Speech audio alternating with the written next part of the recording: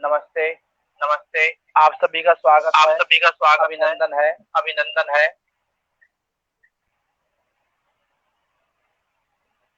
स्वदेशी स्वदेशी आत्मनिर्भर भारत आत्मनिर्भर के भारत के 59वें कार्यक्रम में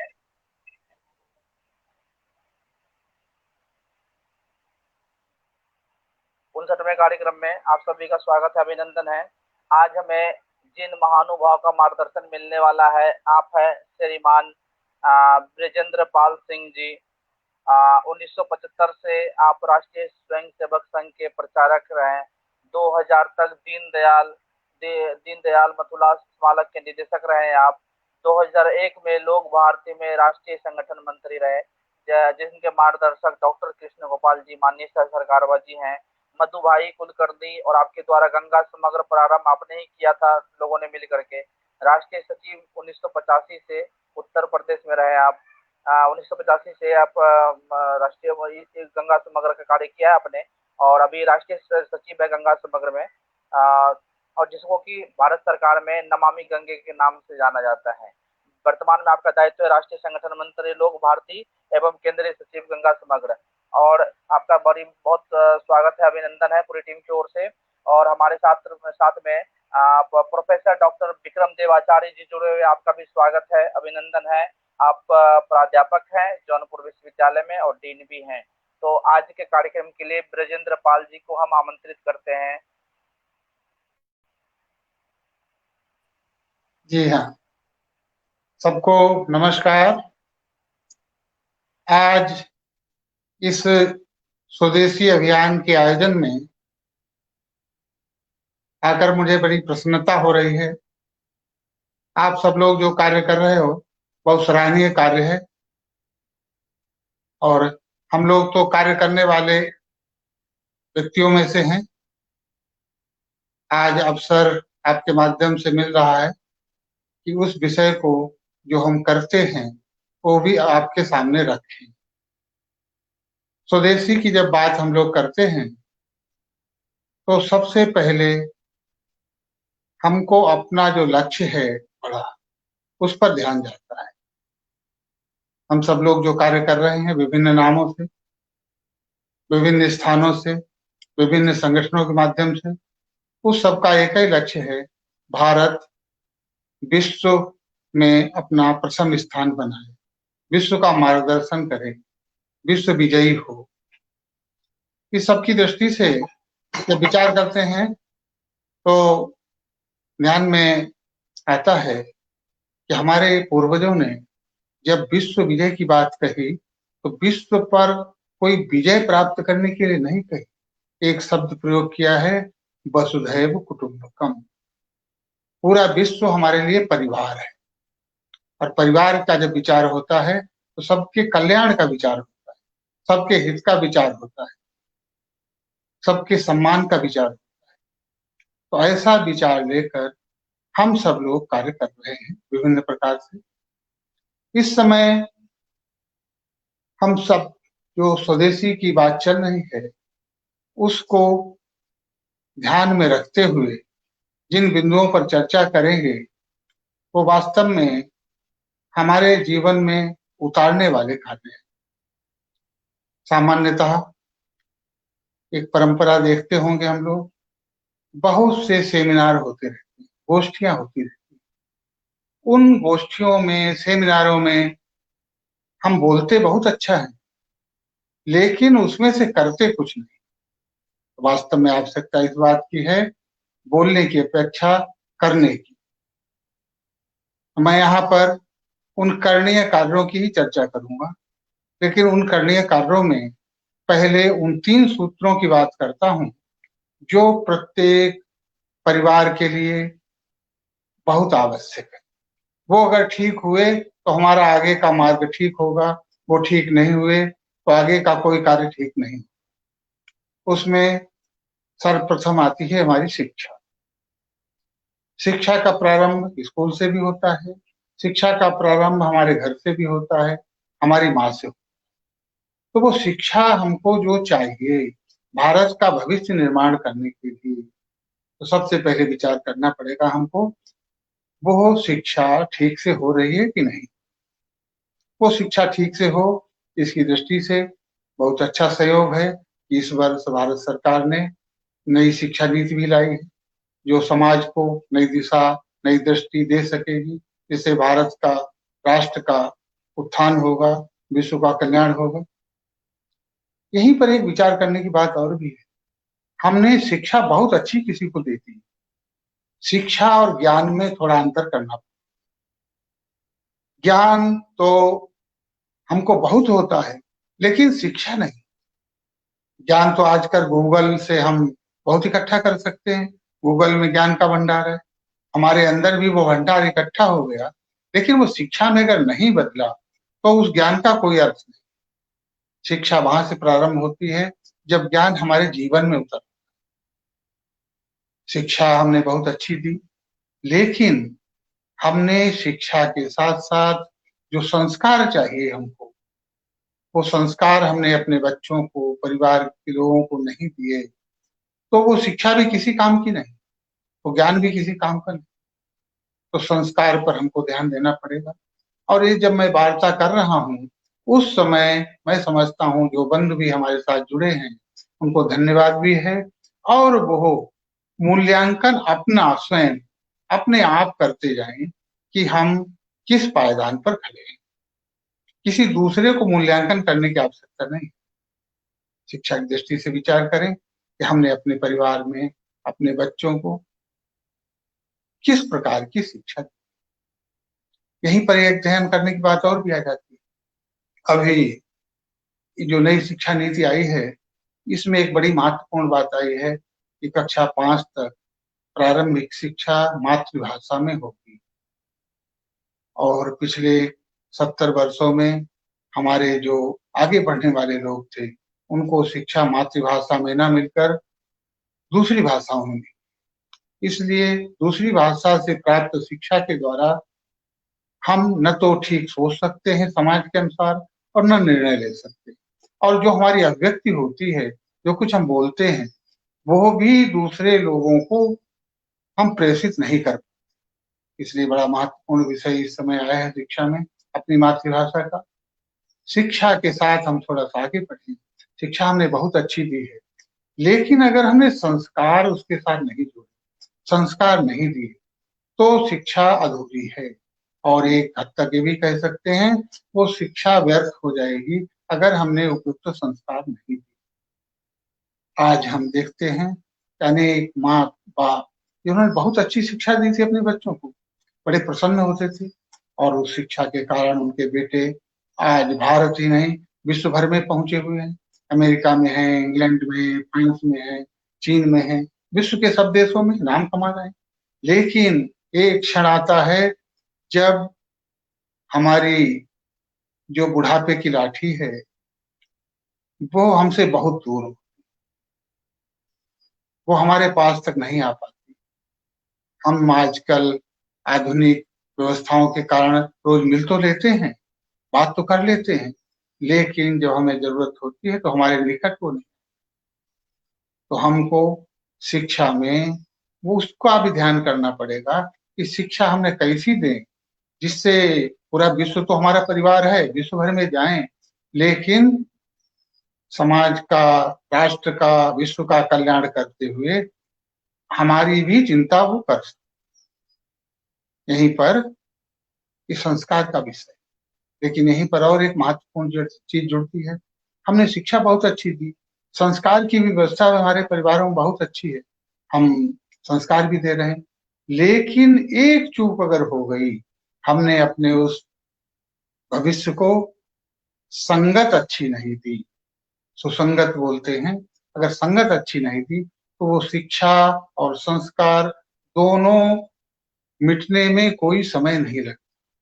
इसलिए ये 3 सूत्र, शिक्षा, संस्कार और संगति, इस पर हम सब लोग ध्यान दें और मूल्यांकन करें।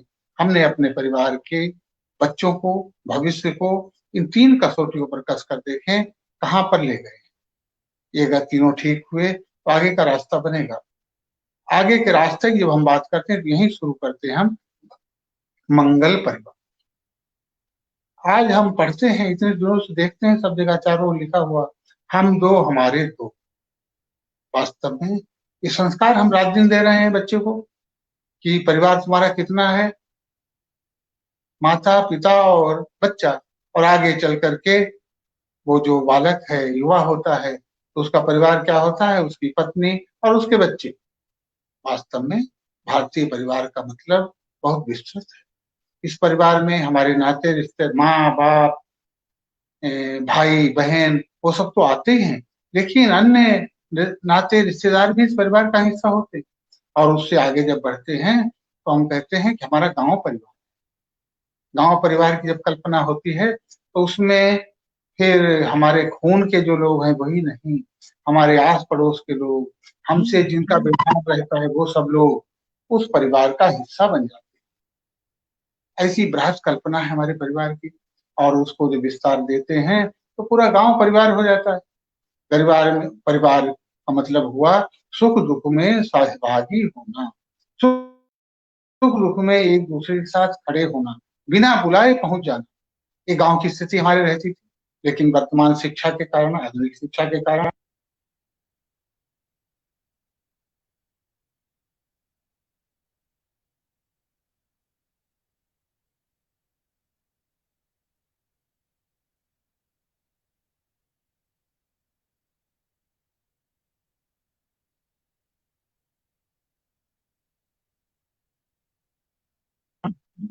यहीं पर हम आगे विचार करेंगे वो परिवार हमको क्या क्या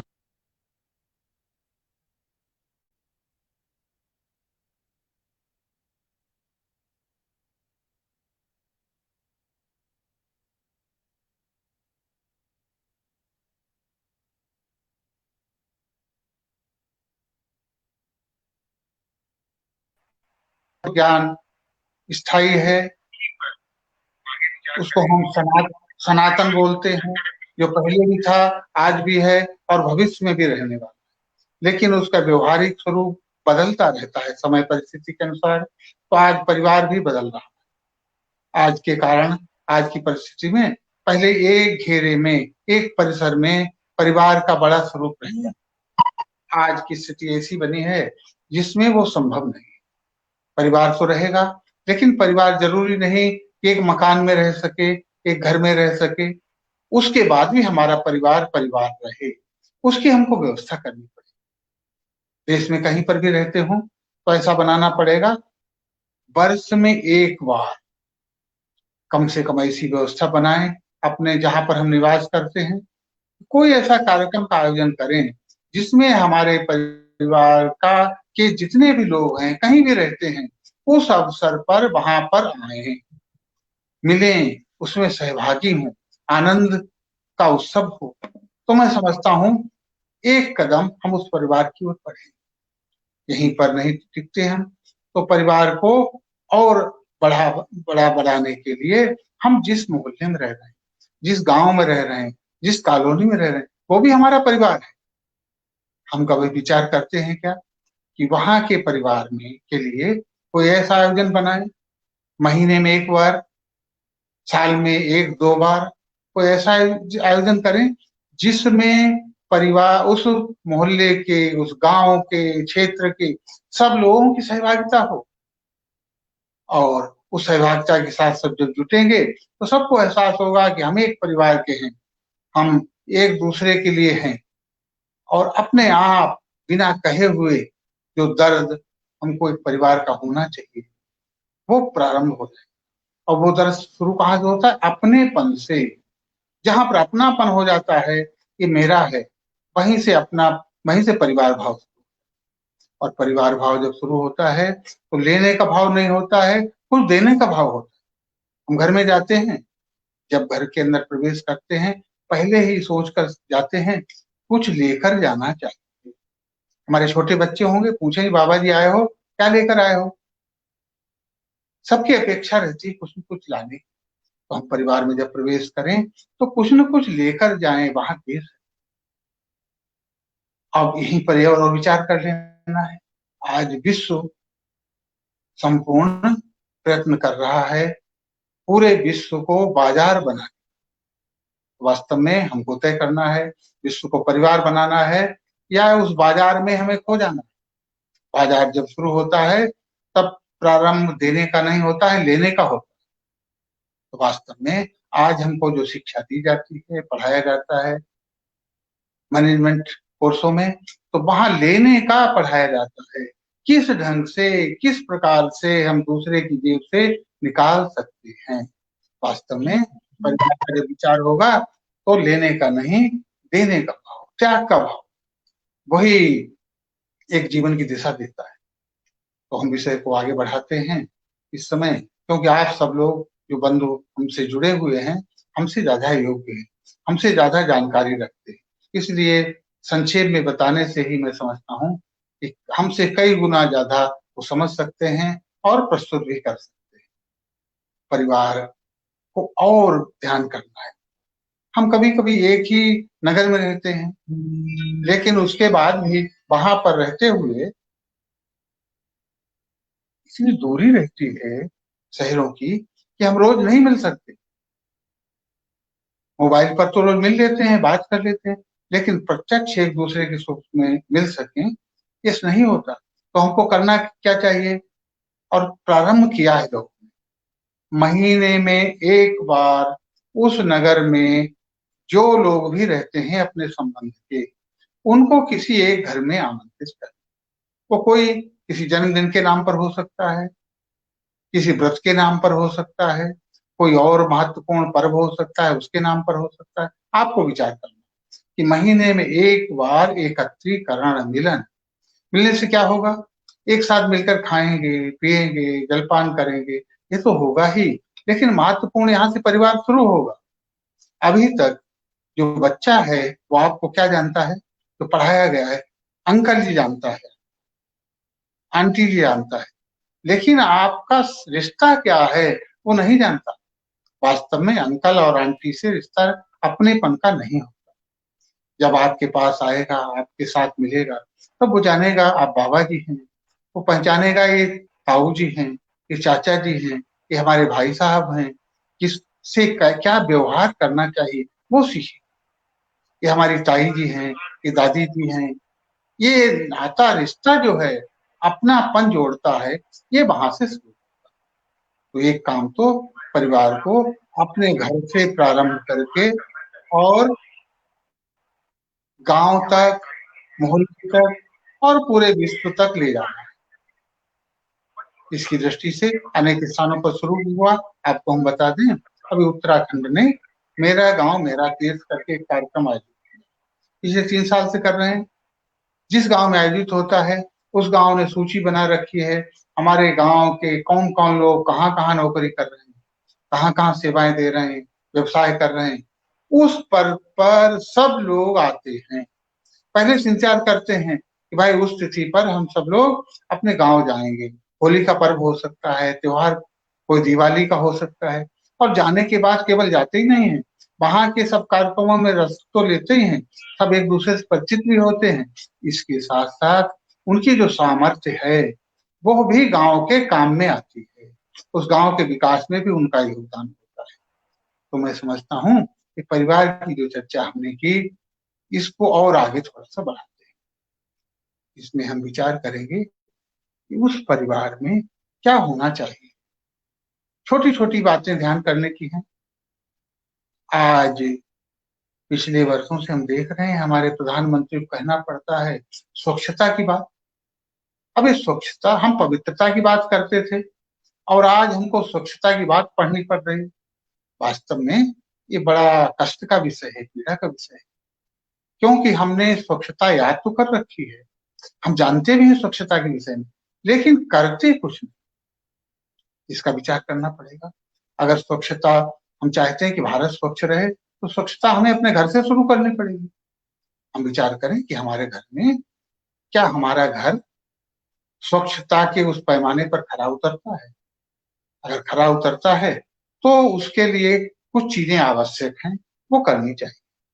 नंबर 1, स्वच्छता हमारे घर में है, सब चीज बहुत अच्छी ढंग से रखी रहती है, कोई भी आएगा, आते ही उसको लगेगा अरे बहुत अच्छा घर है, स्वच्छ घर है, लेकिन उसको आपने कोई चीज खाने को दी, उसके पास कोई ऐसी चीज है डालना चाहता है। स्वच्छता के साथ साथ स्वच्छता की व्यवस्था भी आवश्यक है। अगर हमने व्यवस्था नहीं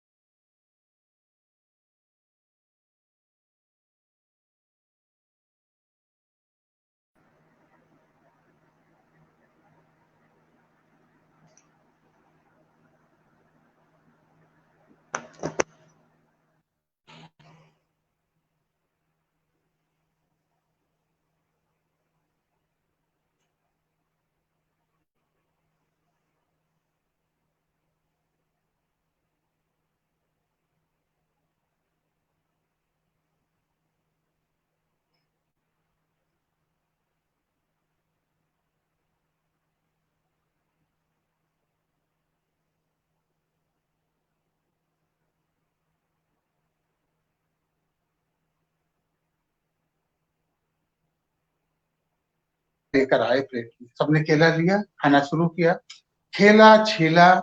छीलने के बाद सबका पक्का अभ्यास है कि छीलने के बाद केले का छिलका वहीं डाला जाता है, वहीं डाल देंगे। कोई टोके कि अरे आप तो स्वच्छता अभियान में लगे हो, ये कैसे कर रहे हो? अरे कहीं अरे गलती हो गई, भूल गए। क्यों करते हो? क्योंकि अभ्यास हमने किया है वहीं डाल। ये स्वच्छता का अभ्यास बनाने के लिए हमको घर में टोकना पड़ेगा।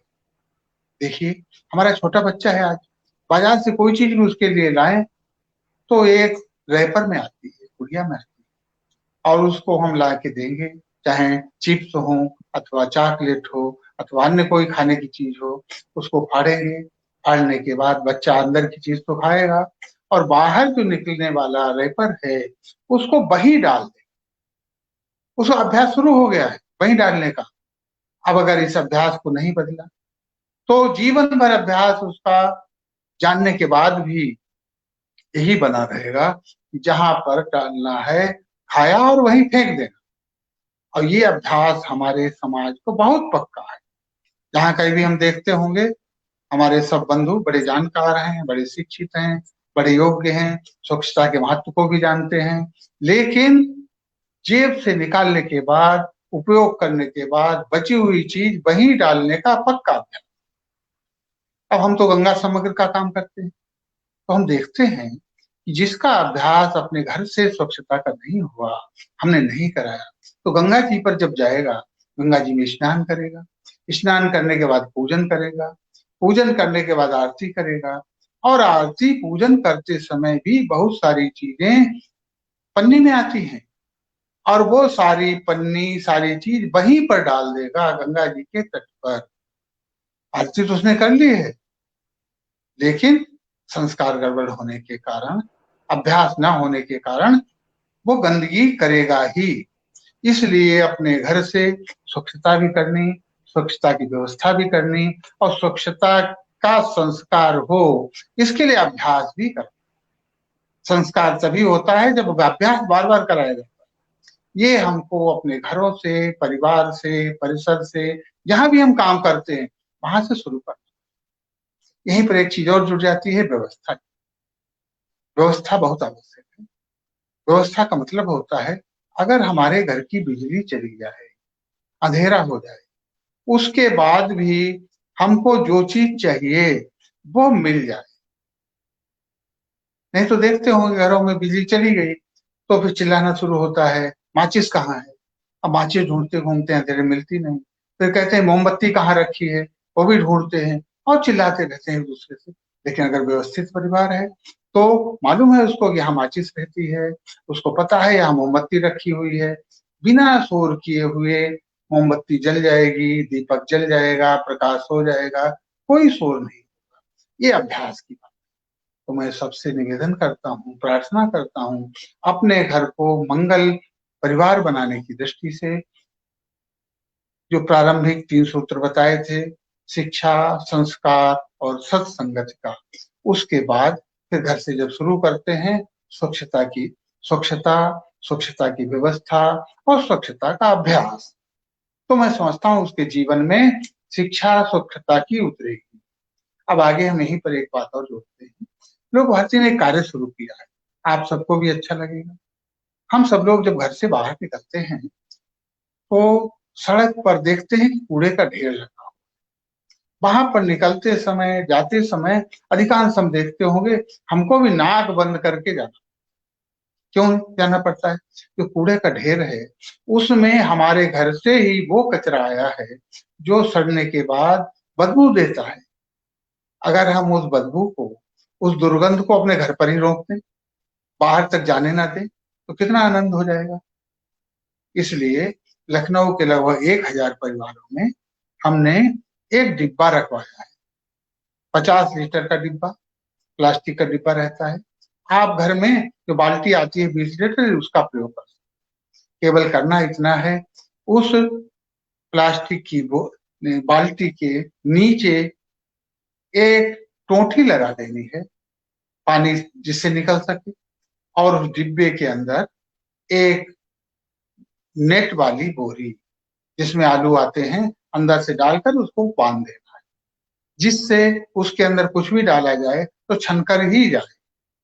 और करना क्या है, जैसे ही आपने केला खाया तो खाने के बाद केले का छिक्कल उसी में डाल देना, डस्टबिन में नहीं डालना। तो टोकरी रखी है कूड़े की, उसमें नहीं डालना। आपके माता जी ने, आपकी बहन जी ने, श्रीमती जी ने सब्जी बनाई, आलू छीले, कोई और सब्जियां छीली, गोभी लाए, उसके पत्ते निकले, मूली हुई, उसके पत्ते हुए, सेब खाया, उसके छिक्कल निकले, इसको कूड़ेदान में नहीं डालना, तुरंत ही उस डिब्बे में डाल दें। और डालने के बाद क्या करना, एक हम कल्चर देते हैं जो जैविक है, उसका आधा ढक्कन उसमें से निकालो, आधे कप पानी में उसको घोल लो, और घोलने के बाद उस डिब्बे में जो कुछ कचरा हमने डाला है हरा, उसके ऊपर छिड़क दो, भीग जाए, और ढक्कन बंद कर दो। आनंद क्या आएगा, जो आपने डाला है उसे अभी तक आप जब डस्टबिन में डालते थे तो शाम तक बदबू देने लगता था, लेकिन उसमें डालने के बाद अब जब डालोगे तो बदबू नहीं आएगी। उसको आप संभाल कर कहीं भी रख सकते हो, ड्राइंग रूम के कोने में भी रख सकते हो, आप लॉबी में रख सकते हो, बरामदे में रख सकते हो, जहां पर पानी से ना भीगे, ढक्कन रहे तो पानी बरसे कोई समस्या नहीं। और एक बात समझ में आएगी, ये प्रक्रिया आपको 10 दिन 15 दिन लगातार करनी। दिन में जितनी बार कचरा निकले हरा, उतनी बार उसमें डालते जाओ, और डालने के बाद फिर 10-12 दिन में आप उस टोटी को खोलोगे तो उस टोटी में से एक तरल खाद निकलेगी। वो उसी रंग की होगी जिस रंग का कल्चर हम दें, उसमें भी कोई दुर्गंध नहीं होगी। अब आपको दूसरा काम यहीं पर करना है, हर घर में जहां तरल खाद का डिब्बा रहे, वहीं पर हर घर में एक रसोई वाटिका भी, किचन गार्डन भी उसे हम कहते हैं, टेरेस गार्डन भी आजकल हम कहते हैं उसको। उससे क्या आनंद होगा, चाहे अगर आपके पास जमीन नहीं है, केवल गमले हैं, तो भी आप उसको बना, उससे क्या लाभ होगा, जो आपने तरल खाद बनाई, उस तरल खाद को एक बोतल निकली, महीने में ये निकलेगी 4 से 5। एक बोतल लेकर के 20 बोतल पानी में मिला दो, और उसके बाद जब सिंचाई गमलों की करो तो इसी पानी से कर दो, कोई खाद की जरूरत नहीं। स्प्रे करना हो, स्प्रेयर से स्प्रे भी कर सकते हो, तो हमारा पौधा बढ़ेगा। हमारी रसोई वाटिका शुरू, उस रसोई वाटिका में हमको आनंद क्या आएगा, यहाँ पर समझने की बात है। रसोई वाटिका की मैं चर्चा क्यों कर रहा हूँ, रसोई वाटिका लगते ही आपके घर का तापमान 2 से 3 डिग्री घट जाए उसकी हरियाली से। दूसरी बात क्या होगी, उसका तापमान घटने के साथ साथ पौधा जब बढ़ेगा तो उसकी देखभाल करने के लिए थोड़ा समय आपका उसमें लगेगा। तो अभी जो 24 घंटा में अधिकांश समय हमारे युवाओं का, माताओं बहनों का, आज सबका काहे में लगता है, मोबाइल। मोबाइल में अच्छी चीजें भी हैं, लेकिन बुरी चीजें भी। तो थोड़ा सा समय उसमें से निकाल करके उस किचन गार्डन को ठीक करने में लगे। और उससे क्या लाभ होगा, उसमें थोड़ा श्रम होगा। उसको करने से थोड़ी देर आप एसी से निकलकर बाहर जाएंगे, उससे आपकी इम्यूनिटी पावर बढ़ेगी। तो आज कोरोना में जो हो रहा है, तो कोरोना आपको प्रभावित नहीं करेगा। आपने किचन गार्डन अगर ठीक से बनाया है, उसके लिए काम किया है। और आगे क्या बात होगी, उस किचन गार्डन में जब एक फूल आ जाएगा, बड़ा आपको आनंद आएगा। उसमें कोई फल लग गया तो आपको बड़ा आनंद होगा और आपका ब्लड प्रेशर ठीक हो जाएगा। अनेक बीमारियां आपकी ठीक हो जाएंगी रसोई वाटिका के ठीक होने से। फिर एक टमाटर लग गया, कोई धनिया आ गया, तो चटनी तुरंत तोड़ करके आप उसमें से बना लेंगे। कुल मिलाकर उसमें अमरूद भी मिल सकता है आपको। आजकल आम के पौधे भी आते हैं जिनमें आम लग सकता है, पपीता लग सकता है। अनेक प्रकार के फल वाले, फूल वाले, सब्जी वाले पौधे लग सकते हैं। और आजकल तो औषधि के पौधे भी लग रहे हैं। तुलसी तो हम लगाते थे सदैव से, वो औषधि है, आज कोरोना में बहुत सहायक है। लेकिन आजकल गिलोय भी लगा रहे हैं, वो भी हमारे लिए बहुत उपयोगी है। तो हम अपने रसोई वाटिका को औषधि वाटिका में भी बदल सकते हैं।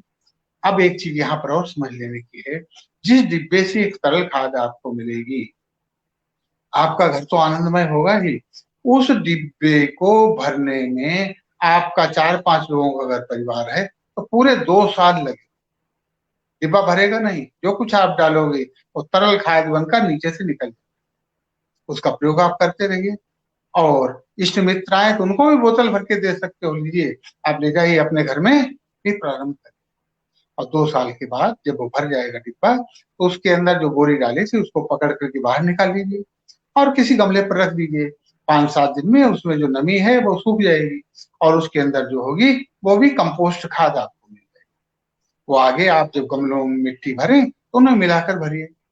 तो एक प्रसन्नता आपको होगी। स्वच्छता हम बोल नहीं रहे हैं, स्वच्छता का जो अभियान है उसमें आत्मनिर्भरता का भाव, कि हमारे कारण सड़क पर जो कचरा जा रहा है उसमें कम से कम 1/3 की कमी कर दी हमने। ये विचार कर लीजिए, इतना कचरा जाता है उसमें कम से कम 1/3 कचरा वो होता है जो हमारे घर से निकलने वाला हरी चीजों का होता है।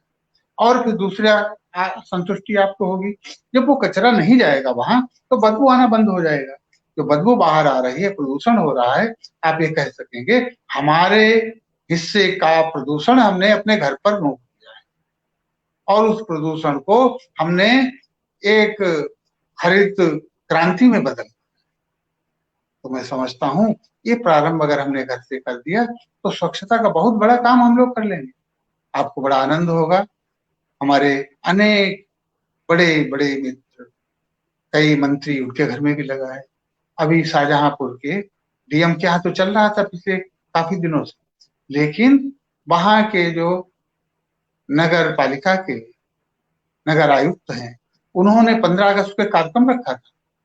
उसमें आह्वान सबसे किया कि सब अपने अपने घरों में ये डिब्बा लगाओ। और फिर दोपहर में 1 बजे से 1 घंटे का एक, जैसे आज हम गोष्ठी चर्चा कर रहे हैं, इसे आयोजन किया। उसमें सब लोगों को बुला करके वो दिखाया प्रत्यक्ष क्या होता है और फिर तय किया गया 50 डिब्बे इसी सप्ताह घरों में लग जाए। अब अभी संयोग से मैं इसी क्रम में गौ आधारित खेती का कार्य देखता हूँ, इस दृष्टि से फर्रुखाबाद गया। फर्रुखाबाद जिलाधिकारी के यहाँ गया और सीडीओ महोदय के यहाँ जलपान था उनके। उनसे मैंने जब इसकी चर्चा की, उन्होंने कहा हम तो पहले से शुरू कर चुके हैं अपने घर में। तो अनेक स्थानों पर लोगों ने शुरू कर रखा है। एक कदम हम बोलने की बजाय करने की ओर बढ़ जाए तो स्वच्छता और घर में हरियाली, ये 2 चीजें एक साथ आ गई। ये 2 चीजें हमने अपने घर से शुरू की तो हम बाहर भी जा सकते हैं। हरियाली के विषय में एक चीज और आपसे निवेदन कर लेंगे। हम सब लोगों को हमारे पूर्वजों ने तो बहुत अच्छी शिक्षा लेकिन वो संकेत में दी थी। हम उस संकेतों के मूल तत्व को भूल गए हैं और आज हम रट रहे हैं उन संकेतों को। उसका जरा से स्मरण करता हूँ। हम सब लोग घर में सत्यनारायण की कथा करते हैं, नवरात्रि का व्रत रहते हैं, हवन करते हैं।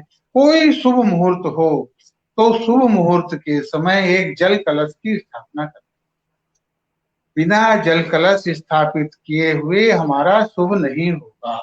ये हमारे पूर्वजों ने बता दिया था, तो हम शुभ शुभ कर रहे हैं, जल कलश स्थापित कर रहे हैं। प्रत्येक व्यक्ति, हम सब लोग देखेंगे जरा झांक करके अपने यहाँ, हम जल कलश स्थापित, लेकिन वास्तव में वो जल कलश है क्या? उस तत्व ज्ञान को हमने समझा क्या? अपने पूर्वजों की, अपने महर्षियों की उस भावना को समझ करके हम काम कर रहे हैं क्या? यहाँ पर हम देखेंगे तो सम लगेगा कि नहीं, हम तो केवल रट रहे, पीछे भाग रहे। देखेंगे कथा जब होती है, हवन होता है, पंडित जी वहां पर चावल से, आटे से, विभिन्न चीजों से एक नवग्रह बना। अब आप सब लोग तो पढ़े लिखे लोग, तो नवग्रह जो बनाते हैं, वो नवग्रह तो अंतरिक्ष में है। नवग्रह तो वो है नहीं जो उन्होंने बनाया, लेकिन हम कहते हैं नवग्रह बन गया। तो नवग्रह क्या बन गया? नवग्रह जो है अंतरिक्ष में, उसका प्रतीक बन गया, चिन्ह बन गया। ऐसे ही जो जल कलश हम स्थापित करते हैं, वो जल कलश असली जल कलश का प्रतीक होता है।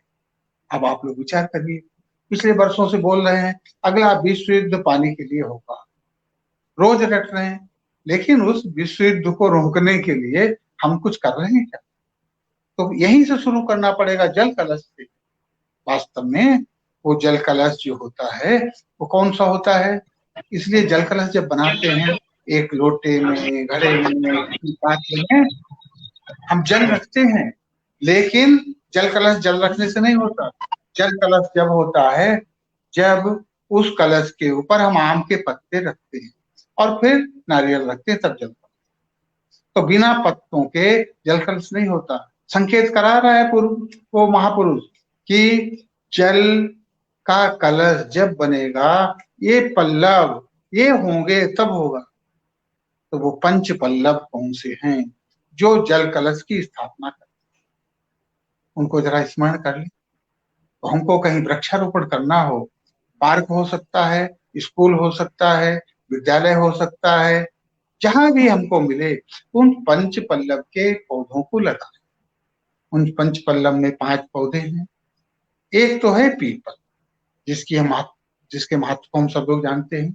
उसकी सुरक्षा के लिए तो हमारे महापुरुषों ने ऐसी व्यवस्था पक्की कर दी थी, इसको काटोगे तो पाप लगेगा। आज भी हम उसको काटते नहीं। काटना होता है तो किसी काटने वाले को बुलाते हैं, उस व्यक्ति को बुलाते हैं जो हम में आस्था नहीं रखता, कटवाते हैं वो पीपल का।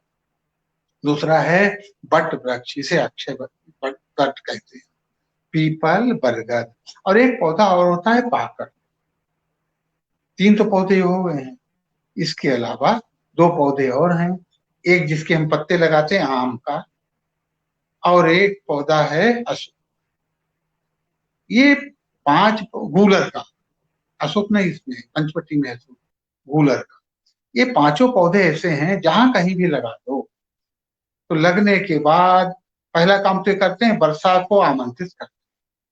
दूसरा काम करते हैं, जो वर्षा जल गिरा जमीन पर उसको समेट करके इनकी जड़ें रोक कर रखती हैं। और तीसरा काम ये करते हैं, जब नमी कम होती है वायुमंडल में तो अपने पत्तों के द्वारा उसकी नमी को मेंटेन करते हैं। और चौथा काम ये करते हैं कि जब अपनी जड़ों के द्वारा नीचे पानी पहुंच गया है उसको केशाकर्षण शक्ति से खींच करके ऊपर लाते हैं। एक काम तो हो जाता है उस जल कलश की स्थापना। तो सभी बंधु से हमारे बीच में है, निवेदन है मेरा, एक एक जल कलश तो हम अभी भी वर्षा खत्म हुई है जरूर लगा। उसके लिए हम कहते हैं उस क्या करना है, तो 3 पौधे एक साथ एक थाले में लगा दें। अगर पीपल, बरगद और पाकड़ एक साथ एक थाले में लगा दें तो वो हरि शंकरी बन जाता है। ब्रह्मा, विष्णु, महेश तीनों का प्रतीक बन जाता है। और तीनों एक साथ लगने के बाद क्या होगा? पहला काम, घनी छाया होगी, बड़ा होगा, तो उसके नीचे बैठकर 50-100 लोगों की हम सभा कर सकते हैं, मीटिंग कर सकते हैं। किसी कोई भी धूप से आया है, आजकल हम जाते हैं बड़े बड़े संस्थानों में, कार से भी जाते हैं तो खोजते हैं कहीं पेड़ हो, छाया हो, वहां गाड़ी खड़ी कर, मोटरसाइकिल जाते हैं ढूंढते हैं, वहीं खड़ी करते हैं।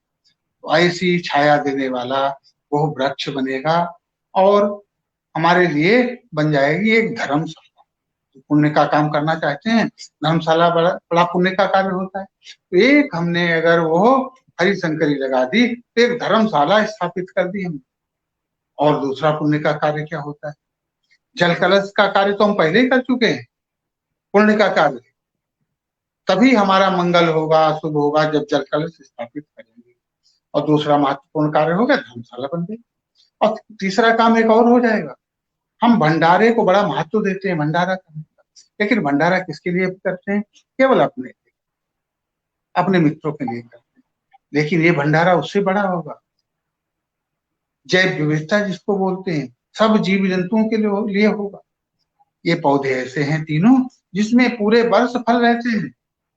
इन चिड़ियों के लिए, जीव जंतुओं के लिए रहने का घर भी देगा, घोंसला बनाने की जगह भी देगा और निरंतर भोजन देगा। आज हम संकट में आते हैं कि हमारे घर में बंदर क्यों आ गए? इसलिए आ गया कि हमने बंदर के लिए जगह नहीं छोड़ी, और जगह छोड़ी भी तो जंगलों में वो पौधे लगाए हैं जिसमें बंदर को खाने के लिए कोई चीज नहीं है। आज हम अपने चारों ओर सुंदरता के पौधे लगाते हैं, जरा विचार करें, उन सुंदरता के पौधों से क्या उस चिड़िया को खाने के लिए कुछ मिलेगा? अगर नहीं मिलेगा तो हम कल्याण की बात नहीं कर रहे, भारतीय संस्कृति की बात नहीं कर रहे, स्वदेशी की बात नहीं कर रहे। स्वदेशी का जब विचार हम करते हैं तो वास्तव में विश्व कल्याण भी उसमें छिपा होता है, अपना हित नहीं होता। तो एक वृक्षारोपण वाला कार्य मैं समझता हूँ। आप सब लोगों के अपना घर में जगह उतनी नहीं होगी, वहां तो हरियाली की बात हमने बता दी, रसोई वाटिका की बता दी, लेकिन आपका कोई ऑफिस है, आपका संबंध का कोई विद्यालय है, कोई धर्मशाला है, कोई मंदिर का स्थान है, कोई आश्रम है, वहां पर प्रार्थना करके एक हरि शंकरी स्थापित कर, और हरि शंकरी जब स्थापित करवाएं तो सब मित्रों को बुलाएं, हम बुला करके उत्सव पूर्वक लगाएं उसको। सबके समझ में आना चाहिए वृक्षारोपण का काम नहीं है, ये मंगल कलश स्थापित करने का कार्य हो रहा है। ये केवल वृक्षारोपण करके हमने फोटो खिंचा दी उतना काम नहीं है, ये सुरक्षित भी रहना चाहिए। तो सुरक्षित रहने की व्यवस्था भी उसके साथ होना चाहिए। सुरक्षा कौन करेगा? सुरक्षित नहीं रखा तो लगाना बेकार हो गया। तो ऐसा एक अभियान हमको भी चलाना चाहिए, और आप सबको भी आनंद होगा। इस प्रकृति की पूजा की दृष्टि से पूज्य सत्संग चालक जी 30 अगस्त को मिलने वाले हैं। आप लोग भी उससे लिंक से जुड़िए और प्रकृति से जुड़िए। तो परिवार, मंगल परिवार का एक महत्वपूर्ण कार्य है शिक्षा, संस्कार, सत्संगति, स्वच्छता, हरियाली और ये मंगल कलश की स्थापना। अब इसके आगे हम सब लोग बोलते बहुत अच्छा अच्छा है, लेकिन करते नहीं। आत्मनिर्भर कहाँ से बने? हम सब कहते हैं गौ माता है, लेकिन गौ माता के लिए हम कुछ कर रहे हैं क्या? आज जरा विचार करो, टटोल कर देखो।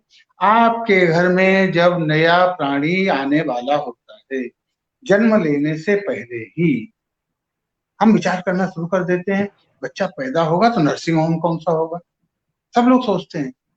फिर दूसरा विचार करते हैं, जन्म से पहले ही स्कूल कौन सा होगा जहाँ पढ़ने जाए। लेकिन इसका विचार करना चाहिए, नहीं करते। बच्चा जो पैदा होने वाला है वो हष्ट पुष्ट हो, बुद्धिमान हो, मेधावी हो, तो उसके लिए गाय का दूध चाहिए, और उससे पहले गाय का दूध किसको चाहिए? उसकी माँ को। हम क्या विचार करते हैं कभी बच्चा आने वाला है तो गाय का दूध कहाँ से मिलेगा? देसी गाय का दूध। जिस दिन ये विचार करना शुरू कर देंगे, दूध जहां से आता है उससे कहेंगे कि हमको कल से देसी गाय का दूध चाहिए, तो वो देसी गाय पालने लगेगा। फिर हमको गौशाला बनाने की जरूरत नहीं पड़ेगी, अपने आप गाय का संरक्षण हो जाएगा। यहीं पर और निवेदन है मेरा, लोक भारती गौ संरक्षण का भी कार्य करती है और गौ आधारित प्राकृतिक खेती का एक बड़ा काम। अभी आपको आनंद होगा, भारत सरकार ने भी उसको लिया है। गुजरात में जो इस समय राज्यपाल हैं, उन्होंने इस अभियान को बहुत आगे बढ़ाया। तो उस कार्य की दृष्टि से मान लिया कोई किसान गौ आधारित खेती कर, खेती करने के लिए उसको एक देसी गाय चाहिए। कौन सी गाय चाहिए?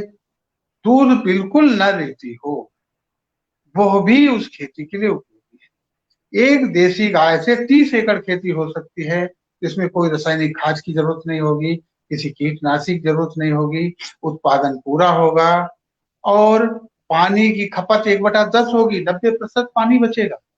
और महत्वपूर्ण सबसे बातें होगी, उससे जो पैदा होगा उससे हमारा केवल पेट नहीं भरेगा, उससे केवल हमारी मांसपेशियां नहीं बनेगी, उससे केवल हम मोटे नहीं होंगे, उससे हमारी इम्यूनिटी पावर भी बढ़ेगी, जो आज कोरोना काल में सबसे महत्वपूर्ण है। ऐसा उत्पादन कोई किसान करने लगे। लेकिन बाजार में जो रासायनिक खेती कर रहे हैं, जिस भाव से उनका बिक रहा है उसी भाव से वो बिक रहा है, तो वो क्यों करेगा? लेकिन हमको करना क्या है? आप से विचार करिए कि हमारी रसोई में शुरुआत हमने वहां से की, बच्चा घर में आने वाला है वहां से। हमारी रसोई में क्या गौ आधारित खेती का कोई उत्पाद आता है? पहली बात तो है, आज आप चाहेंगे भी तो नहीं, लेकिन कहीं पर किसी ने प्रारंभ किया है तो आप खोजिए और उसमें से जो उपलब्ध हो जाए, मिल जाए, वो ले। कहीं पर आपको आटा मिल जाता है तो आटा से शुरुआत करो, कहीं पर तेल मिल जाता है तेल से शुरुआत करो, कहीं पर घी मिल जाता है तो घी से शुरुआत करो, कहीं पर दूध केवल मिलता है तो उससे शुरुआत करो, कहीं पर दाल मिल रही है तो उससे शुरुआत करो, कहीं पर सब्जियां मिल रही है तो उससे प्रारंभ करो। और एक चीज विचार कर लो, आप अपना पूरा बजट देख लो, उस पूरे बजट में जितना खर्चा होता है, सबसे छोटा बजट रसोई का होता है।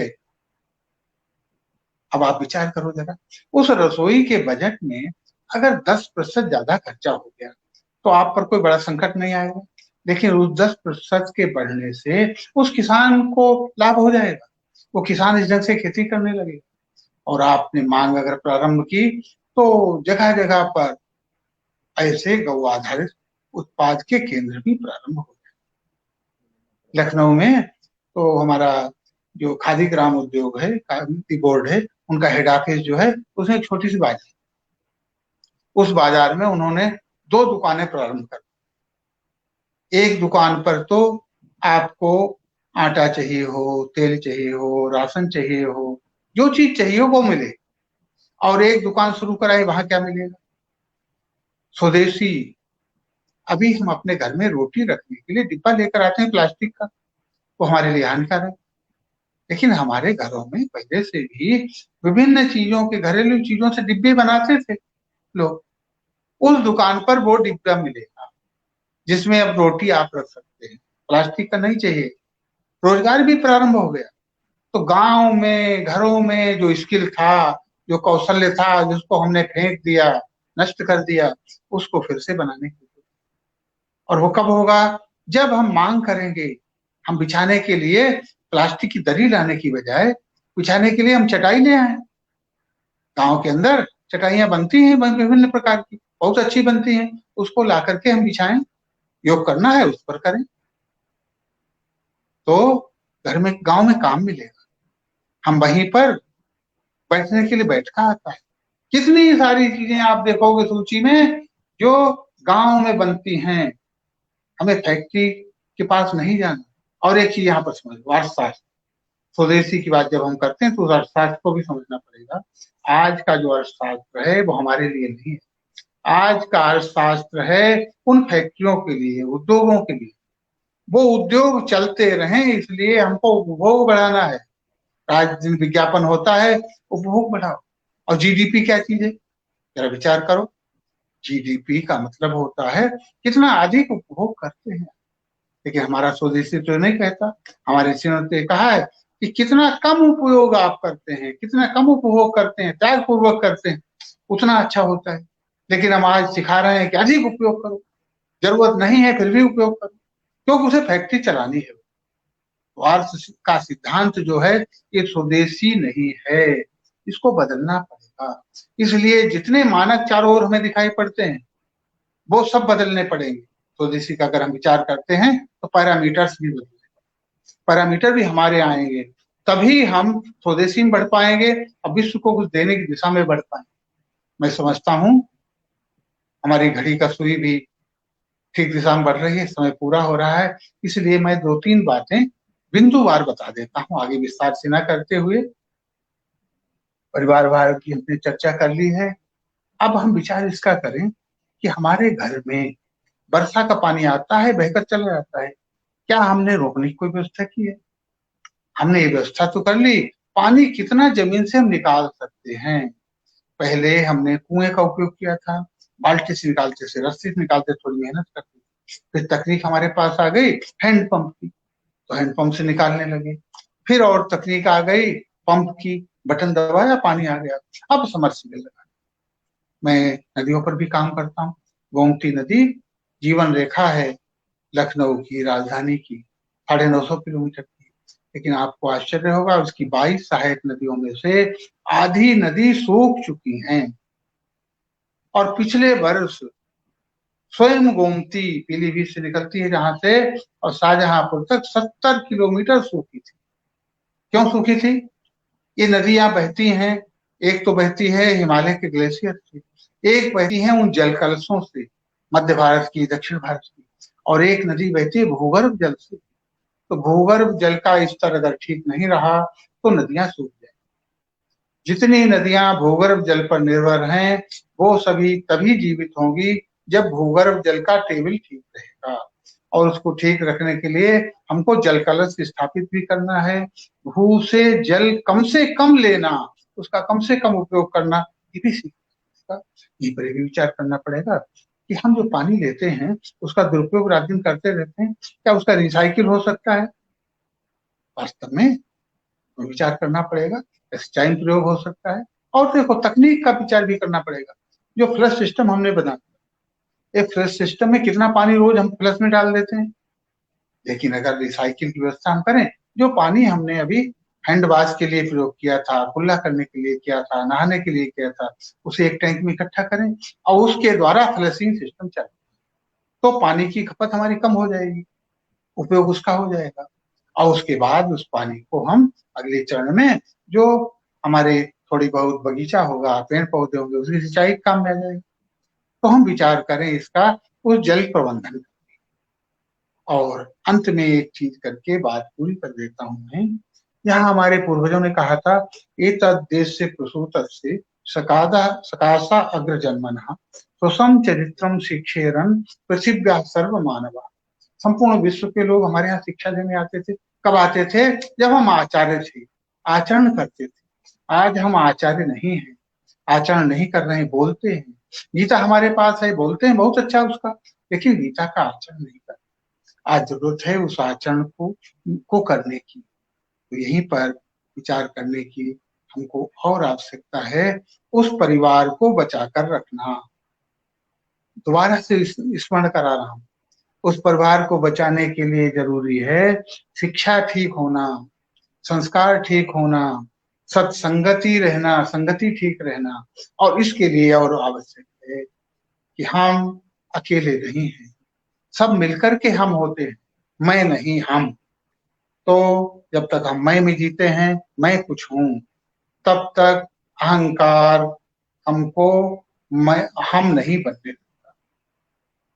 और जहां पर मैं रहता है वहां परिवार टिक नहीं सकता, संगठन हो नहीं सकता। हमको लाने के लिए मैं को हटाना पड़ता है, और हमको लाने के लिए त्याग करना पड़ता है। मैं कर रहा हूं नहीं, हमने भले किया होगा, लेकिन श्रेय हम दूसरे को देंगे, उसको बढ़ाना है। इसलिए हमारे जो भी हैं, आस पड़ोस, निकट दूर, उनको जोड़ कर रखना, उनको साथ लेकर चलना, ये भी हमको सीखना पड़ेगा। यही पर एक बात और अंत में हम बता देते हैं। आजकल अंबेडकर जी की बहुत चर्चा होती है, स्मरण होता है। देखिए अंबेडकर जी ने कितना महत्वपूर्ण कार्य किया था। उन्होंने घोषणा की थी कि हम हिंदू कुल में जन्म तो लिया है, लेकिन मरेंगे नहीं हिंदू। अब ये विचार करना है आपको कि हमारे घर में कोई व्यक्ति है, वो हमारी किसी बात से असहमत है और वो घोषणा करता है, हमसे सबसे कहता है कि अगर आप हमारी बात नहीं मानोगे तो हम घर से निकल जाएंगे। लेकिन हम कोई कान नहीं देते, उस पर कोई ध्यान नहीं देते, तो अंततः वो क्या करेगा, निकल वो आपसे दूर भी नहीं होना चाहता, लेकिन उसने ये बात कही है, अपनी बात से भी टिकना नहीं चाहता, तो वो घर से निकलने के बाद घर के बाहर जो बैठक है वहां रहने लगे। अम्बेडकर जी ने भी यही किया था। भगवान बुद्ध जिनको हम दसम अवतार मानते हैं, उनकी शरण में वो गए। वो भारतीयता से दूर नहीं गए, अपने से दूर नहीं गए। और अगर वो दूर गए होते तो आज भारत का क्या दृश्य होता, आप कल्पना। इसलिए ऐसे समाज के अपने बंधु जो किन्हीं कारणों से पीछे रह गए होंगे, कमजोर रह गए होंगे, अलग पड़ गए होंगे, उनको सबको साथ लेकर चलना है, जोड़कर चलना है। ये जिम्मेदारी हमारी है, क्योंकि हम बड़े हैं। और उसके लिए एक चीज आवश्यक होती है, सेवा। सेवा जहां आती है वहां पर मेवा आती है, वहां अहंकार अपने आप मिट जाता है। इसलिए अंत में सबसे मेरी प्रार्थना है कि कोई न कोई हम सेवा का कार्य जरूर करें। और सेवा जब होती है बिना बताए, सेवा करने का मतलब ये नहीं होता हम बताएं कि हम सेवा कर रहे हैं। ऐसा कोई काम जो आपको संतुष्टि दे, जिससे समाज का हित हो, ऐसा कोई काम अगर आप प्रारंभ करेंगे तो निश्चित रूप से हमारा परिवार का मंगल होगा, इसकी हम चर्चा कर रहे थे। और अंत में उस ऋषि की बात बोलते हुए हमारे पूर्वजों ने क्या कहा था, न तो हम कामय राज्यम, ये बात पूरी थी। तो हम सब लोग वो हैं जो किसी कामना से, अपने स्वार्थ की कामना से नहीं, उस राष्ट्र की कामना से, विश्व के कल्याण की कामना से कार्य कर रहे हैं। और इस स्वदेशी का कार्य भी उसी दिशा में है। लेकिन अंत में एक बात ध्यान से सुन लेने की है, कितनी भी अच्छी बात हमारी हो, अगर हमारे पास सामर्थ्य नहीं है तो हमारी अच्छी बात का कोई मूल्य नहीं, कोई उसे नहीं सुनेगा। इसलिए अपने समाज को, अपने राष्ट्र को समर्थ कैसे बनाना है, उस दिशा में हम आगे बढ़ें। इसीलिए अभी जो विषय चल रहा है आत्मनिर्भरता का, वहां से वो रास्ता निकलता है। मैं समझता हूँ हमारा समय पूरा हो रहा। सबको नमस्कार। और सब ने ध्यान पूर्वक विषय को सुना, उसके लिए सबको धन्यवाद। और इसमें से कुछ भी, एक भी चीज अगर आपने अपने जीवन में उतार ली, प्रारंभ कर दी, तो मैं समझता हूँ हमारा इस समय इतना बोलना बहुत सार्थक हुआ। नमस्कार। श्रीमान जी द्वारा बहुत सुंदर व्याख्यान सुनने को मिला हम सभी को। और सबसे बड़ी बात ये होती है कि जब आप किसी के मार्गदर्शन में रह के कुछ सीखा हो, उनके सामने बोलना बहुत ही मुश्किल काम होता है। और मैं इतना बड़ा नहीं हुआ हूँ कि माननीय विजेंद्र पाल जी और माननीय विक्रम देवाचार्य जी के सामने मैं कुछ बोल पाऊँ। लेकिन तो भी आज कई सारी चीज़ों का जिक्र किया है आपने, पूरे चीज़ों को समेटा है आत्मनिर्भर भारत बनाने के लिए। तो आपने बोला कि मैं नहीं हम, अगर भारत को आत्मनिर्भर बनाना है तो मैं नहीं हम की भावना लानी ही पड़ेगी। और एक बहुत अच्छे चीजों का आपने जिक्र किया कि हम पानी तो निकालते हैं, लेकिन हम पानी को रोकने के लिए कुछ ऐसा बना रखे हैं क्या, हम पेड़ लगाएं। इस प्रकार से बहुत सारी चीजों का आपने जिक्र किया, गौ संवर्धन और भी बहुत प्रकार की चीजों का। तो कहीं ना कहीं इस कार्यक्रम के माध्यम से बहुत सारे बंधु अपने साथ जुड़े हैं। और मन में एक बात भी आपने अगर बसा लिया, ठान लिया और जीवन में उतार लिया, तो जीवन सफल है और भारत आत्मनिर्भर बनने की और अग्रसर है। और क्या है, माननीय प्रोफेसर विक्रम देव आचार्य जी का बहुत धन्यवाद है, क्योंकि आपकी वजह से ही माननीय विजय ब्रजेंद्र पाल जी का अद्भुत व्याख्यान सुनने को मिला है। तो आलोक जी, अगर आपके पास कोई प्रश्न हो माननीय विजेंद्र पाल जी सिंह पूछना चाहते हैं तो आप पूछ सकते हैं। आलोक जी। आलोक जी जैसे युवाओं को तो काफी काम करना है। जी जी, आलोक जी पूछिए। आपके प्रश्न से आलोक जी, आप प्रश्न करेंगे तो हमको भी कुछ सीखने को मिलेगा। इसलिए आप जी बताएं कोई आलोक बात जी। पूछते हैं तो हमें बहुत अच्छा लगेगा। मुझे प्रश्न, मेरी आवाज आ रही है? जी बिल्कुल जी आ जी रहे हैं। बोलिए। सब मेरा एक ये जी हाँ। मंगल परिवार पे बहुत अच्छा आपने वो किया, आपने आपका आवाज कट उद्बोधन रहा है आलोक जी। है। भारत में संयुक्त परिवार और आपका भारतीय आवाज कट परिवार रहा है पे इसे आलोक जी। कैसे रोका जा सकता है? जी हाँ, आलोक जी अपने प्रश्न आपका को प्रश्न दोबारा एक मैंने बार समझ बोले। लिया है जी कि जी पहले जी। हमारे संयुक्त परिवार रहते मेरी थे। आवाज आ रही थी आज ना की अच्छे से? परिस्थिति आ रही है। जी हाँ, आज के समय में, आज की परिस्थिति में संयुक्त परिवार नहीं रहता। ये समझ लें, एक सिद्धांत है, औद्योगिकरण अगर होगा, एक उद्योग लगेगा तो परिवार अपने आप टूटेगा। औद्योगिकरण का सिद्धांत है। संयुक्त परिवार कोई नहीं बचा सकता उस औद्योगिकरण की व्यवस्था में। और आज हम औद्योगिकरण तो नहीं छोड़ सकते, लेकिन परिवार हम बचा। आज हमारा परिवार भले ही एक परिसर में नहीं रहता हो, क्योंकि आज तो एक नगर में रहते हुए भी एक परिसर में नहीं रह पाते हैं। पिता किसी कॉलोनी में रह रहा होता है, बेटा दूसरी कॉलोनी में रह रहा होता है। लेकिन उसके बाद भी जो हमने बात कही थी, सप्ताह में एक दिन जो नगर में रहते हैं, महीने में एक दिन। और देखो एक चीज बताऊं, जो एक परिवार में रह रहे हैं, एक कैंपस में रह रहे हैं, 3 लोग, 4 लोग, 5 लोग, उनका शुरुआत कहाँ से करनी? वो दिन में एक बार समय तय कर लें, सुबह दोपहर शाम जो उनको रुचता हो, उस समय उस परिवार में जितने लोग बचे हैं वहां पर एक साथ भोजन अथवा जलपान कर, यहाँ से शुरुआत अगर कर दी तो मैं समझता हूँ सब परिवार की व्यवस्था शुरू हो जाएगी। आगे चल करके हमने कहा कि महीने में एक बार जो शहर में रहते हैं वो इकट्ठे मिले, फिर हम साल में एक बार जो बाहर रह रहे हैं, दूर दूर रह रहे हैं, वो मिले, तो संयुक्त परिवार हमारा बना रहेगा। रोज रोज तो हम अपने मोबाइल से उनसे बात कर ही सकते हैं, रोज जान सकते हैं, लेकिन ध्यान इसका करना, संयुक्त परिवार का भाव यह है कि पीड़ा कहीं पर भी है, कष्ट कहीं पर है, तो तुरंत हम वहां पहुंचने चाहिए। देखिए हमारे शरीर कैसा है, हमारे अगर पैर में कांटा चुभे तो दर्द होने से पहले, आंखों में आंसू आने से पहले हाथ पहुंच जाता है। ये परिवार की व्यवस्था है। बुद्धि से पहले, कि बुद्धि सोचती है तब आंखों में आंसू आते हैं, दर्द हो रहा है, लेकिन हाथ कांटा लगते ही पहुंच जाता है पैर पर।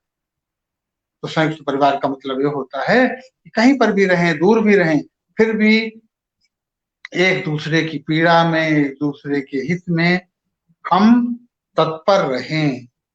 मैं समझता हूँ आज की परिस्थिति में भी हमारा संयुक्त परिवार रहेगा और इसकी व्यवस्था हमको विकसित करनी है।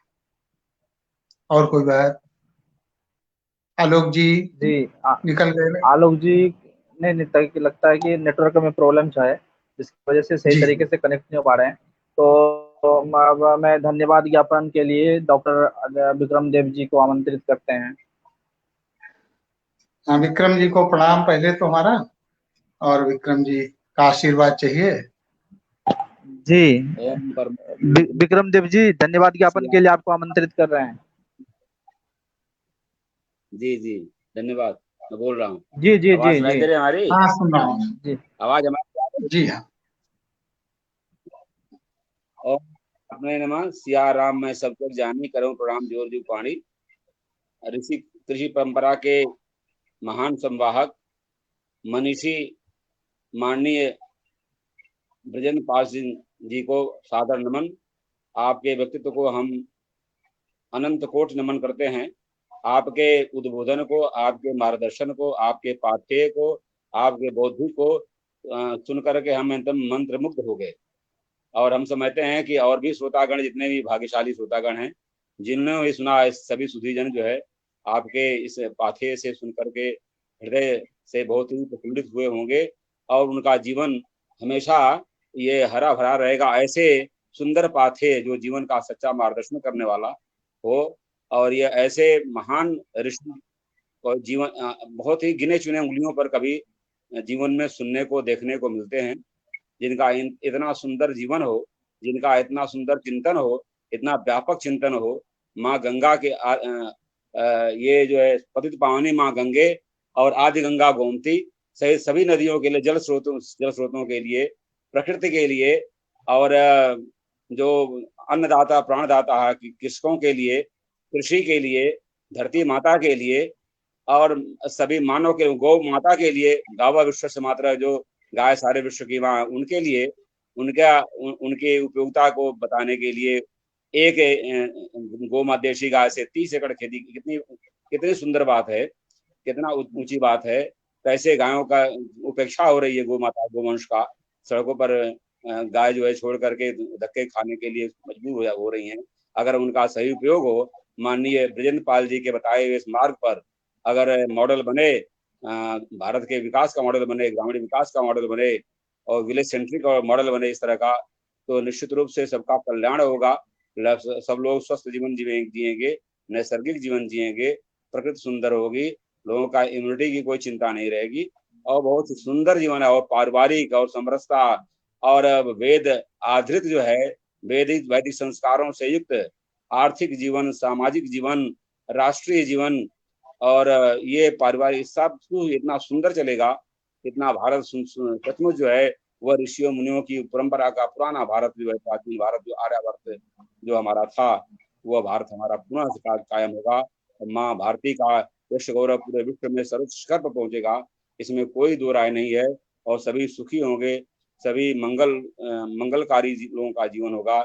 और ये ऐसा हमें पूर्ण विश्वास है। उस दिशा में बहुत सारे लोग काम कर रहे हैं, लेकिन मनीषी माननीय बृजेंद्र पाल जी का जो योगदान है, उस दिशा में एक बहुत बड़ा मील का पत्थर साबित होगा। और हम जितने भी इनका तो को हम नमन करते हैं और हम उनका अभिनंदन धन्यवाद ज्ञापित करते हैं। और प्रिय हमारे मनीष जी जो इस कार्यक्रम को आयोजित कर रहे हैं, इतना सुंदर कार्यक्रम चला रहे हैं, जिसके माध्यम से जुड़ने के लिए यह सौभाग्य मिलता है। और माननीय बृजेंद्र पाल जी जैसे व्यक्ति को सुनने को, देखने को मिला, ऑनलाइन दर्शन मिला।